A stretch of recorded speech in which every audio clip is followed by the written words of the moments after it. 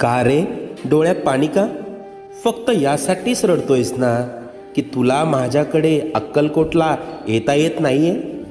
इतर लोक जातात आणि तुला मात्र परिस्थितीने बांधून ठेवलंय, याचंच वाईट वाटतंय ना?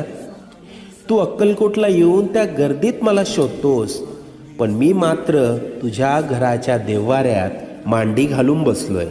बाळा, मी अक्कलकोटला राजा म्हणून बसतो, लोकांची संकटे दूर करायला. तुझ्या घरात तुझे आईबाप म्हणून वावरतोय, तुझ्या कुटुंबाला सांभाळायला. आजपर्यंत तुझ्याबरोबर जेवढं वाईट व्हायचं होतं ते होऊन गेलंय. आता येथील सुखाचे सोन्यासारखे दिवस.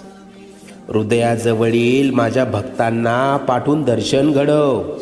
निश्चिंत राहा, सगळं मनासारखं होईल.